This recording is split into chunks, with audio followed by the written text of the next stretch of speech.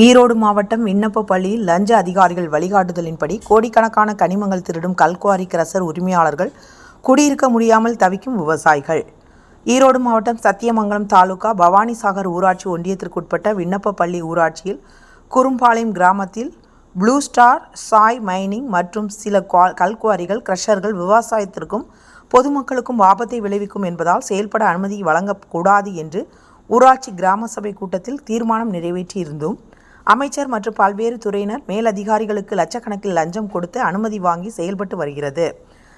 வனத்துறைக்கு சொந்தமான இடத்தை ஆக்கிரமித்து வழித்தடம் அமைத்து தினமும் நூற்றுக்கணக்கான லாரிகளில் கோடிக்கணக்கான கனிமங்கள் 24 மணி நேரமும் கடத்தப்படுகிறது.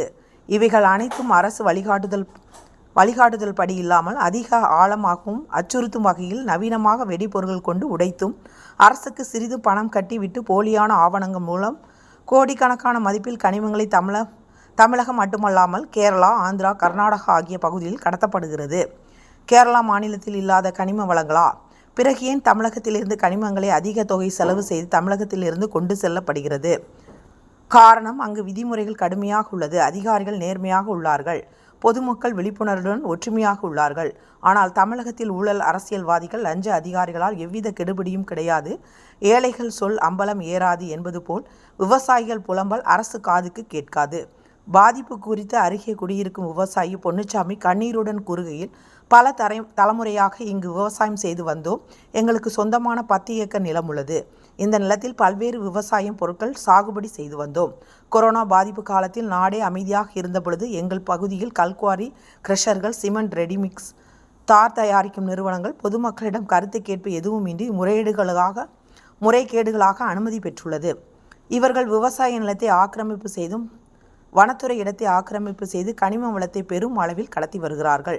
பல்வேறு கட்டமாக தாசில்தார், ஆர்டிஓ, கலெக்டர், ஒன்றிய சேர்மன், எம்எல்ஏ, அமைச்சர்கள், தமிழக முதலமைச்சர் என பல்வேறு புகார் அனுப்பியும் இதுவரை எந்த நடவடிக்கையும் எடுக்கப்படவில்லை.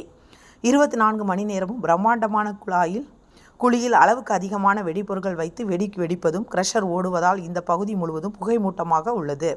வெடிக்கும் சத்தத்தில் ஆடுகள், மாடுகள் மிரண்டு கிணற்றில் தவறி விழுவது வாடிக்கையாக உள்ளது.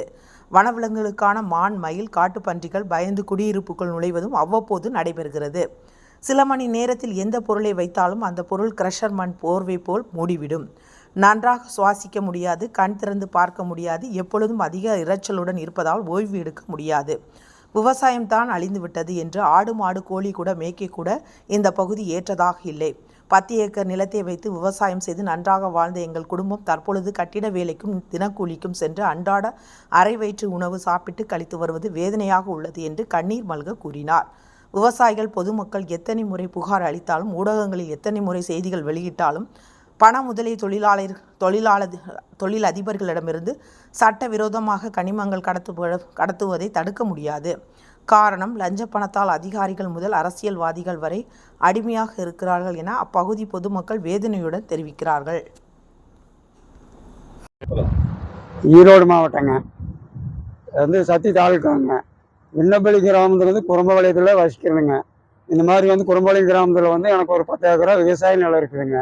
அந்த விவசாய நிலம் இந்த கிருஷ்ணர் 4 வருஷமாக எந்த ஒரு விவசாயம் பண்ணாலும் கருகி ஒரு போகத்துக்கு 1 லட்ச ரூபா 50,000 ரூபா நட்டமாயிட்டு இருக்குதுங்க. பண்ணி பார்த்துட்டு ஒன்றுமே செய்ய முடியல. கூலி வேலைக்கு போய் வளர்ப்பு பாதி போச்சுங்க. நாங்களும் பல முறை எல்லா அதிகாரிகளுக்கும் பிடிச்சின்னு போடுறோம், கொடுக்குறோம், சொல்கிறோம். யாருமே கண்டுகொள்ளவே இல்லைங்க. சுத்தமாக விவசாயமே புரிஞ்சு போச்சுங்க. சாப்பிட முடியுது இல்லைங்க. துணி துவைச்சி போட்டாக்கா போட முடியாது, பூரா வெளியான ஆயிடுதுங்க. ஆடு மாடு வளர்க்க முடியலைங்க. எல்லாருக்குமே இந்த கிருஷ்ணனால நம்மளுக்கு முற்றுப்புள்ளி வச்ச மாதிரி போகிறது கஷ்டமே தான் இருக்குதுங்க. யாருமே இது வரைக்கும் கண்டுகொள்ளவே இல்லைங்க. இந்த நிலைமையில தான் வாழ்ந்துட்டு இருக்குதுங்க. என் பேர் பொன்சாமிங்க. ஆமாம், குறும்பபாளையங்க. 10 ஏக்கரா இருக்குங்க ஐயா. 10 ஏக்கரா பூமி நல்லா இருக்குதுங்க. ஆனால் ஒரு பைசா எடுக்க முடியலைங்க. முதல்ல விவசாயம் பண்ணி எல்லாம் வச்சு கடலை போடுவோமுங்க, வாழை போட்டோமுங்க, கோயில் எல்லாம் வச்சு எல்லா விவசாயம் நடந்துட்டு தான் இருந்துச்சுங்க. இந்த 4 வருஷமா அந்த ப்ளூ ஸ்டார் கிரஷர் வந்தோடனே சுத்தமாக எல்லாம் முடிஞ்சு போச்சுங்க. எல்லா கம்பெனியும் வந்துச்சுங்க. தார் கம்பெனி, சிமெண்ட் கம்பெனிங்க, கிரஷருங்க, கல்குழிங்க. அது இந்த வெடி வைக்கிற சத்தம் அந்த ஆடு மாடெல்லாம் வச்சு மேய்க்கிறவங்க அதெல்லாம் பறந்துட்டு ஓடி போய் டிச்சுக்குழியும் கணத்துக்குழியும் விழுக்குதுங்க. அந்த நிலைமைக்கெல்லாம் வெடி வைக்கிறாங்க. 4 இன்ச்சு போர் ஓட்டுங்க வெடி வைக்கிறாங்க. 50 அடிக்குங்க. ஒரு 300-400 தோட்டம் நிரப்பி வெடிக்கும் போதுங்க ஆடு மாடு எல்லாம் பயந்து ஓடி போய் விழுந்துருதுங்க. 10ஆவதுக்கு ஃபாரஸ்ட் வனத்தோட ஒட்டி இருக்குதுங்க. அது இந்த மானு அது பன்னி மானு மயில் எல்லாம் இந்த வெடி சத்தத்துக்கு பூரா பயந்து வந்து விவசாய நிலத்துல வந்து எந்திரிச்சு ஓடுதுங்க. ரொம்பவுமே அது கொடுமையான நிலவரங்க. எந்த அதிகாரியும் கண்டுக்கிறது இல்லைங்க. அவங்க வாட்டுக்கு அவங்க வராங்க போறாங்க பேசுறாங்க, அவங்களோட முடிச்சுக்கலாம். நம்மளை கூப்பிட்டு என்னன்னு கூட கேட்கறதே இல்லைங்க. நான் பல தடவை முறை கொடுத்துருங்க, எந்த அதிகாரியும் கண்டுக்கவே இல்லைங்க. பிரசிடண்ட்லேருந்து சேர்மேன்லேருந்து கமிஷனர்லேருந்து யாரும் இது வரைக்கும் இந்த பக்கம் வந்து கேட்கவே இல்லைங்க. நிலைமையில தான் இருக்குதுங்க. அதனால முதல்ல கையாவுக்கும் போட்டோமுங்க இந்த மாதிரி இருக்குன்னு சொல்லி. நான் அவராக பார்த்து எங்களுக்கு ஒரு முடிவு பண்ணணுங்க. எது பண்ணியும் எங்களுக்கு ஒன்றும் எடுவல்லைங்க. வாழ்வாதாரமே சுத்தமாக இல்லைங்க. அவ்வளோதான், எங்களுக்கு முடிஞ்சு போச்சுங்க. நாங்கள் ஒரு 5 குடிப்பாடுகள் வாழ்ந்துட்டு இருக்கிறோமுங்க. 5 குடிப்பாடு கூலிக்கு போனதான் சோறுங்க இல்லை, சோறு இல்லைங்க. இதுலேருந்து ஒன்றும் எடுத்து திங்கவே முடியலைங்க எங்களால். கூலி செய்வனத்துக்கு தார் வேலைக்குங்க கட்டட வேலைக்கு போய் பாரு வளர்க்குற ஓப்ப ஆகி போச்சுங்க. பத்தாக்கிற நிலம் இருந்து ஒரு விவசாயம் பேரை வாங்கி கிணறு இருக்குங்க, போர் இருக்குது, எல்லா வசதி இருந்து ஒன்றும் பண்ண முடியலைங்க. அதிகாரி யாருமே கண்டுகொள்ளவே மாட்டேங்கிறாங்க. இந்த நிலைமைக்கு ஆளாகி உட்காந்துட்டு இருக்கு.